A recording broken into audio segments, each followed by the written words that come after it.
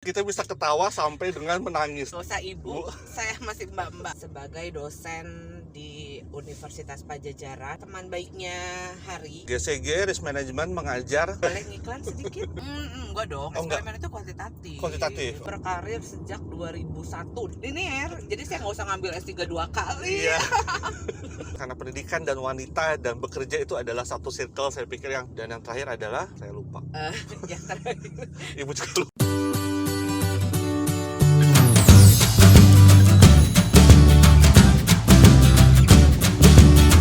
Oke teman-teman Independent Training, kembali lagi di channel Independent Training. Welcome back, dan sekarang kita akan masuk ke dalam podcast bersama dosen akuntansi. Nah, memang dosen akuntansi ini punya spesifikasi, punya keahlian. Nanti kita akan gali di mana dan kira-kira bisa memberikan ide topik penelitian apa. Cukup seru karena memang saya sudah kenal lama dengan beliau dan memang orangnya rame banget. Jadi kita sekarang lagi on the way ke rumahnya dan sebentar lagi, kurang lebih sekitar 5 menit. Mau tahu gimana hasil podcastnya nanti, ikutin terus di channel Independent Training. Seperti biasa jangan lupa untuk subscribe, like, dan komen. Oke guys, so welcome back to our channel Independent Training. Kali ini kita udah bersama yang ketawa terus dari tadi. Jadi permasalahan kita dari dulu zaman kuliah adalah kita bisa ketawa sampai dengan menangis dan kita tidak tahu untuk hal apa itu kan gitu. Jadi oke, saya izin memperkenalkan dulu di awal. Selamat datang Ibu Dini Rosdini. Nggak usah ibu, saya masih mbak-mbak. Masih mbak-mbak. Teteh-teteh. Teteh-teteh karena beliau dari Bandung. Selamat datang di Independent Training, YouTube Halo. channel pendidikan ceritanya gitu. Tapi ya semua bisa sharing apapun itu, terutama motivasi ya. Motivasi. Jadi sebelumnya mohon izin untuk silakan Teteh memperkenalkan diri, nama dan lain sebagainya. Halo viewers dan subscribernya Independent Training Teh. Independent Training. Oke, saya Dini Rosdini. Saat ini saya sebagai dosen di Universitas Padjadjaran di Fakultas Ekonomi dan Bisnis. Selain itu saya juga saya teman baiknya Hari gitu. Aktivitas saya juga kalau dari sisi aktivitas praktikalnya sih saya lebih banyak terlibat terkait tata kelola sih. Tata kelola perusahaan. Betul. GCG teman-teman. Betul. Jadi terkait dengan GCG karena ya mungkin passion saya di sana sih. GCG dan risk management. GCG Risk Management mengajar. Kalau mengajar udah pasti bikin penelitian atau ya? Penelitian buku pasti ya. Betul. Oke. Buku. Saya baru nerbitin buku baru lagi tentang buku. eksperimen, metode riset eksperimen untuk akuntansi dan juga bisnis. Bisa dicek di Gramedia Digital ya. Boleh ngiklan sedikit? Gramedia Digital. Iya. Sekalinya bikin langsung di Gramedia ya Teh? Oh, iya saya dong. tidak. Penerbitnya Salemba 4. Salemba 4. Iya. Oke.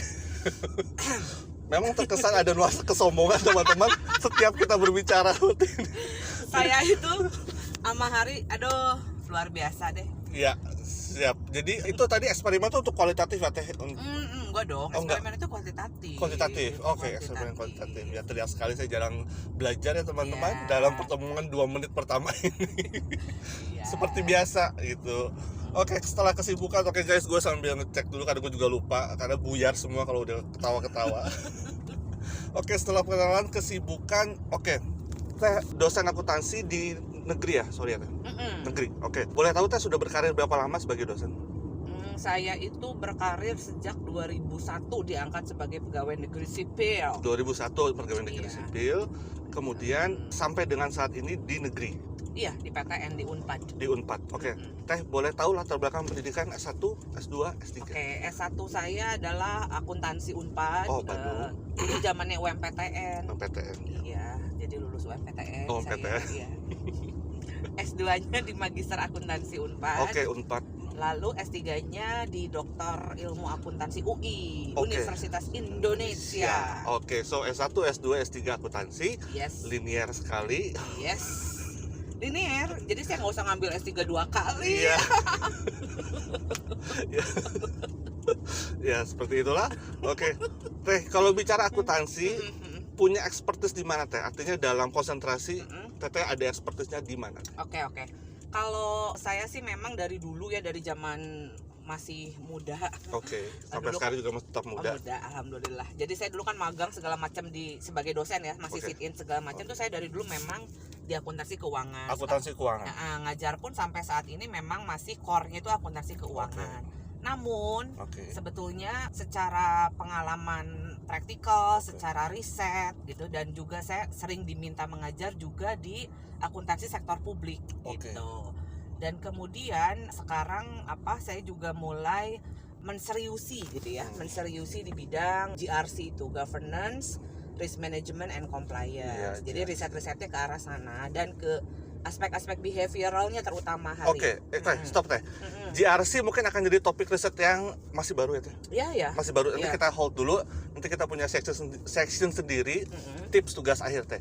Oke teh. Jadi itu adalah konsentrasi teteh dan research interestnya ada di sana tadi ya teh. Akuntansi keuangan tapi juga mengajar sektor publik dan tadi ke arah GRC juga. Oke teh. Nah, teh sepanjang topik-topik ini kan terkait dengan tugas akhir juga nanti teh. Kira-kira topik riset ini yang mungkin juga kita kontribusi salah satu dari podcast ini adalah memberikan topik riset untuk teman-teman di sana. Kira-kira topik riset yang kekinian teh, yang bisa diterima oleh dosen, oleh kaprodi ataupun oleh dosen pembimbing teh. Sekarang yang lagi ngetren itu kan terkait sustainability reporting, itu masih baru ya. Sustainability reporting bisa dikaitkan juga dengan GRC. Dengan bagaimana sih pengaruh corporate governance gitu kan terhadap baik itu disclosure dari sustainability reporting ataupun dengan implementasinya. Kenapa kok sustainability reporting yang saya angkat? Sebetulnya kan ini terkait dengan bahwa sekarang apa-apa kembali kepada go green gitu ya. Nah, itu menarik dan enaknya kalau GRC itu, kalau kita ngomongin governance atau corporate governance, risk management dan juga compliance, itu akan bisa berkait dengan apapun gitu. Karena sejatinya GRC ini kan meningkatkan nilai perusahaan gitu ya. Jadi nanti bisa dihubungkan dengan nilai perusahaan, bisa dihubungkan dengan disclosure sustainability reporting, dengan disclosure apapun gitu. SR GRC ada lagi teh? Sekarang kalau saya pribadi sih memang lagi fokus juga di sustainable finance. Jadi memang kembali kepada sustainable, tapi kalau sustainable finance kan lebih ke arah lebih operasionalnya ya. Gimana keuangannya perusahaan itu memikirkan aspek-aspek people, profit and planet gitu. Jadi nggak hanya profit aja gitu. Itu dia teman-teman topik ya. Saya juga baru keinget sekarang GRC ya, GRC betul. Nah GRC kalau SR lah kita semuanya sudah sempat bahas ya, kemudian tapi GRC ini saya pikir yang teman-teman bisa jadikan salah satu topik untuk tugas akhirnya, either itu mau skripsi dan tesis ya, apalagi tesis mungkin teh. Nah itu nanti tinggal pengembangannya silakan dengan dosen pembimbing. GRC itu bisa dijadikan variable independen, bisa juga dijadikan variable dependent, kan tergantung ya. Nah, tapi akan banyak keterkaitan dengan faktor atau variabel-variabel lain, jadi seru gitu untuk menggali atau mengembangkannya gitu. Itu untuk Indonesia mungkin masih sedikit jurnal, tapi untuk di luar udah banyak banget. Nah, banyak. Ya. Jadi teman-teman di luar banyak. Iya, jadi teman-teman jangan khawatir dengan minimnya jurnal, karena kalau mendownload jurnal luar sudah banyak, tapi memang di sini masih baru, masih bisa dibilang cukup baru lah. Jadi teman-teman punya opportunity untuk novelty ataupun kebaruan dari tugas akhirnya seperti itu. Teh, setelah tugas akhir, katakanlah udah dapat topik, biasa flow berikutnya adalah mahasiswa itu sering demotivasi teh. Either dia mau ketemu pembimbing yang nggak cocok ya. Kemudian apapun itulah, kira-kira apa teh tips motivasi untuk teman-teman tugas akhir ya? Mungkin juga untuk teman-teman yang terutama tesis teh, karena tesis ada beberapa yang bekerja atau mereka kehilangan motivasi, dan kita juga kerja juga kan tadi kan atau sambil S3 kan? Iya, S2. Nah, kira-kira apa teh tips ataupun how to maintain lah gitu proses tugas akhir ini? Jadi memang salah satu risiko bawaan kita sebagai mahasiswa adalah kita nggak bisa memilih. Kalaupun kita memilih dosen pembimbing, tapi ternyata pada kenyataannya dosen pembimbing ini bukannya nggak mau bantu, tapi sibuk gitu ya, sibuk. Terus juga mungkin ketika waktu bertemu dengan kitanya juga mungkin terbatas. Nah, ada yang beruntung gitu ya, dimana kalau dosen lagi bimbingan tuh tiba-tiba pokoknya dia selalu nutup handphone, dia fokus kepada anak bimbingan itu ada. Tapi ada juga yang sambil ngapain gitu ya. Nah, tipsnya apa? Yang pertama sih, kalau kita sebagai mahasiswa udah aja stick to our target. Jadi kita harus bikin timeline.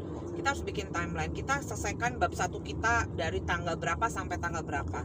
Apapun yang terjadi kita harus selesai di akhir target itu. Lalu bab 2-nya juga berapa. Nah, kemudian kesepakatan dengan pembimbing bagaimana? Apakah mau tiap bab atau dia lebih suka datangnya tuh ya udah kamu per 2 minggu apapun yang udah kamu progres yang udah kamu selesaikan datang ke saya misal gitu.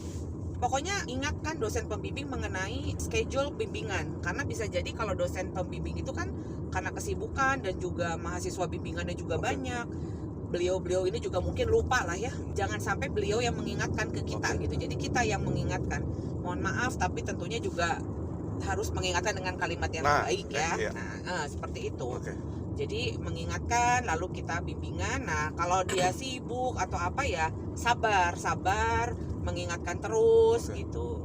Saya terus terang ya, sering juga mungkin Hari juga sama sebagai dosen ya, kadang-kadang ketika dapat WA mau minta jadwal, kitanya lagi meeting. Oh yaudah nanti kita bales ya setelah selesai meeting. Lupa. Ya.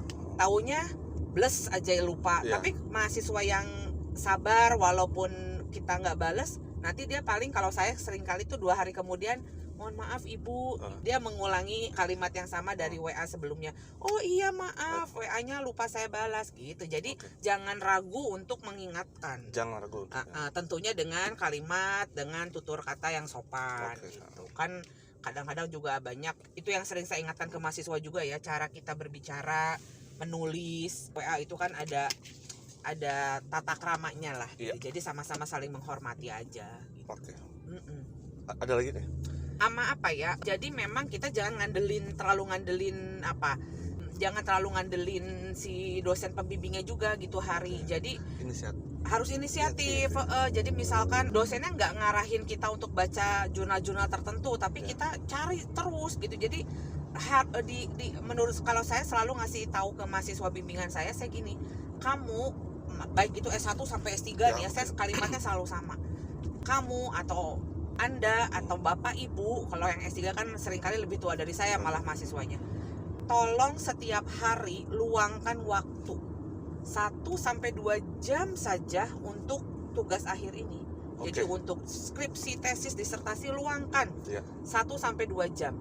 Misalkan sibuk banget ya mangga, mau di sore hari, mau di malam hari, mau di pagi hari, terserah sesukanya dan senyamannya kita. Tapi harus ada. Berproses ya teh, jangan ditinggalkan berhari-hari. Oh jangan. Karena kalau udah berhari-hari berminggu-minggu nanti. Udah ngeaktifin moodnya lagi susah. Jadi terus aja tiap hari rutin. Apapun loh, even cuman baca-baca, even cuma ngebenerin redaksional koma titik. Tapi ada tiap hari gitu. Kalau saya sih selalu ngingetinnya gitu. Jadi supaya ada, jangan juga kelupaan dengan aktivitas kita yang lain gitu. Karena kesibukan tidak boleh menjadi excuse ya teh. Oh iya dong, no. Kesibukan tidak boleh menjadi excuse. Karena itu sudah pilihan dibuat oleh teman-teman untuk studi. Apalagi S2 ya, itu udah pilihan ya. Kalau mau fokus kerja jangan ambil S2, kasarnya gitu kan. Tapi kan itu udah jadi komitmen lah. Jadi makanya sama-sama, saya juga paham lah mahasiswa pasca sarjana itu kan sibuk, banyak aktivitas, punya kewajiban juga ke tempat kerja. Tapi ya saya selalu mengingatkan gitu ya, kita sama-sama berkomitmen. Anda sudah ikut ke sekolah ini, ambil pasca sarjana, mau beasiswa, mau bayar sendiri, itu sudah komitmen yang harus sama-sama disepakati. Oke guys, kita wrap up dulu sebelum gue lupa. Jadi kita bikin timeline, mengingatkan dengan etika yang sopan, sabar ya, sabar. Yang terakhir tetap berproses. Kalau tadi Teh Dini bilang katakanlah 1 atau 2 jam, ya mungkin kita, kalau saya lebih prefer kayak misalkan minimal ada progres, entah itu 1/4 halaman, setengah halaman, tapi berproses terus. Intinya, karena jangan sampai kalau udah berhari-hari moodnya hilang, berminggu-minggu udah nanti kita mencari alasan lain. 4 kurang lebih untuk menjaga, memaintain mood kita menyelesaikan tugas akhir. Satu lagi tadi lupa, inisiatif guys. Betul. Inisiatif. Jadi mahasiswa dimungkinkan inisiatif, tapi tetap dengan bimbingan dari si pembimbingnya. Ya. Nah, itu dia teman-teman, judul tugas akhir sudah. Motivasi untuk tugas akhir sudah, kemudian kita coba shifting teh. Karena Teteh seorang wanita kan, Ori kan, Ari asli ya teh. Nah, asli. Putra sudah ada. Nah, Teh saya tertarik kalau mengundang wanita itu adalah wanita yang selalu bekerja dan punya keinginan bekerja. Kalau dia mahasiswa tersebut S1. Nah, dalam perspektif Teteh, bagaimana dengan konsep wanita dan bekerja? Terutama Teteh ya ada suami juga, how to balance everything gitu. Tapi Teteh juga kok ya tetap bekerja gitu. Dengan posisi beliau di posisi yang sudah cukup tinggi. Nah itu ngajar juga, putra juga, dan ada suami juga. Kenapa tetap bekerja? Gini Hari, Ya oke. ini long story short ya. Oke. Sebetulnya saya itu memang dibesarkan dari keluarga yang memang bekerja semua gitu ya. Oke. Jadi memang latar belakang keluarga saya itu memang di dunia pendidikan sih, Oke. education banget. Ibu saya almarhumah adalah guru SMP. Oke. Ayah saya adalah pengembang pendidikan luar sekolah. Oke. Jadi yang dulu masih ada kejar paket A, paket Oke, B, iya. apa sekarang ada ya? Ada, Itu masih ada. adalah salah satunya ayah saya yang Oke. mengembangkan. Nah, kemudian saya melihat ibu saya juga kan terus bekerja ya, walaupun dari sisi ayah saya alhamdulillah sudah mampulah mencukupi gitu ya, membesarkan anak-anak untuk membiayai dan sebagainya, tapi ibu saya tetap bekerja. Lalu apa yang terjadi? Ayah saya meninggal di usia 55 tahun, cukup muda, dan ketika itu saya masih SMA kelas 1. Oke. Lalu saya melihat dengan ibu saya bekerja sebagai guru gitu ya, guru negeri gitu ya, SMP negeri. Ya bisa ditebak lah, dulu zaman dulu belum ada sertifikasi guru, jadi penghasilannya mungkin Betul. ya alhamdulillah mencukupi lah, tapi mungkin tidak terlalu besar gitu ya, tapi alhamdulillah mencukupi itu sehingga saya bisa melanjutkan ke kuliah, bisa membiayai saya gitu. Saya di situ melihat bahwa saya memiliki prinsip Hari, Oke. saya harus kerja. Oke. Apapun yang terjadi saya harus kerja gitu. Nah, memang pernah terjadi dilema ketika mungkin Hari juga tahu ya kondisi ketika saya baru melahirkan, Oke. terus saya harus nyelesain sekolah S3. Oke. Saya pernah kepikiran, Hari apa saya resign aja ya dari pegawai negeri Oke. gitu. Saya pengen ngurus anak, fokus. Hmm. Biasanya perempuan begitu sih, pas baru-baru melahirkan itu kadang ada pemikiran saya ingin menjaga anak saya sepenuhnya, ingin merawat anak saya sepenuhnya gitu. Nah ini dia. Nah, tapi ketika itu kan saya apa yang saya lakukan, saya banyak diskusi termasuk dengan Hari, dengan banyak teman-teman saya yang memang kerja, bahkan sampai ke kakak kelas saya si Bang Omo, beliau laki-laki tapi saya tanya istrinya gimana keputusannya gitu kan.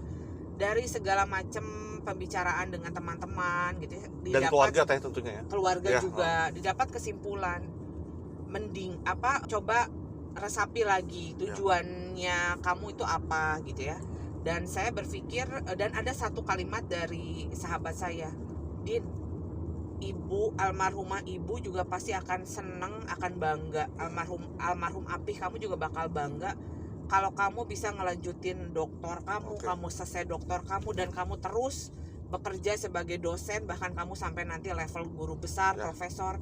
Pasti orang tua kamu bangga dan keluarga kamu semua akan bangga. Itu akan jadi contoh yang baik juga buat orang gitu.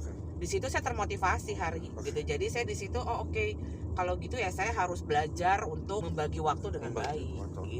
Jadi wanita bekerja tidak ada masalah ya Teh? Tidak ada masalah sih ternyata. Ternyata. Memang banyak drama-drama gemercik-gemercik kehidupan ini, maksudnya ART pulang kampung, waduh repot, tapi ternyata bisa dihandle kok. Bisa dihandle ternyata gitu. Ya tentunya dengan komunikasi yang baik juga dengan keluarga ya Teh. Oh iya, tentu. Oke. So kita support wanita dan bekerja, tentunya iya dengan komunikasi yang baik dengan keluarga. Karena so far yang datang ke Independent Training adalah wanita-wanita yang saya bangga sekali lah gitu. Artinya mereka memiliki perspektif yang jangka panjang, terutama terkait tentang karir, pekerjaan, dan peningkatan sisi kompetensi lainnya. Iya. Oke. Dan yang mungkin harus diingat gini Hari, kalau si wanita yang bekerja itu memiliki anak, anaknya itu akan bangga dibesarkan oleh seorang ibu yang bekerja keras. Gitu kan. Jadi itu akan tentunya itu akan menjadi kebanggaan gitu. Memang banyak dilema ya. Wah, sebaiknya seorang ibu itu diam di rumah gitu. Ya saya menghargai juga yang mengambil keputusan, dan itu lebih berat. Justru saya nggak sanggup kalau diam di rumah terus. Kerjaannya lebih banyak, saya nggak sanggup. Kerjaannya lebih banyak. Lebih banyak, saya nggak sanggup gitu Hari. Jadi ya keep up for working mom, terutama yang juga punya rumah tangga, punya anak-anak gitu. Insya Allah pasti akan ada jalan lah, selalu ada jalan. Amin. Amin. Terima kasih Teh Dini itu untuk support. Jadi kita tidak hanya bicara pendidikan saja, karena pendidikan dan wanita dan bekerja itu adalah satu circle saya pikir yang saat ini iya betul. happening banget. Dan wanita dihadapkan banyak pilihan Teh, tidak seperti kita kaum laki-laki yang memang ya kita harus bekerja gitu kan. Tapi kalau wanita kan bukan, Kalau kamu mau nggak mau ya. ya mau tidak mau saya bekerja gitu. Nah itu kurang lebih yang memang menjadi harapan. Saya pikir lurus aja ya, karena ribet Iya, putar balik di sini. Sana muter Ada puterannya ada malah. puter. Awas. Iya, siap. Iya. Oke, selesai teman-teman. Jadi tadi sudah ada tips tugas akhir, bagaimana memaintain motivasi kita selama tugas akhir. Juga ada 5 tips tadi. Kemudian juga bagaimana sharing dari seorang Teh Dini Rosdini terkait tentang wanita, kehidupan, pekerjaan, pilihan karirnya ya. Dan juga tetap memprioritaskan suami dan putranya di rumah ya.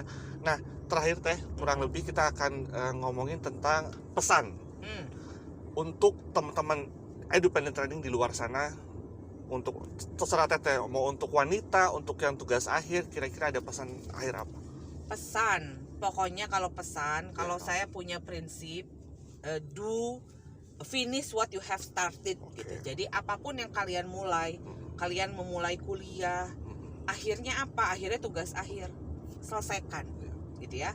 Lalu ada prinsip yang kedua, one step at a time, satu persatu. Jadi supaya apa? Supaya kita nggak kecewa kalau ada langkah-langkah atau ada kendala-kendala yang terhalang gitu. Ada langkah-langkah yang terhalang oleh kendala-kendala gitu.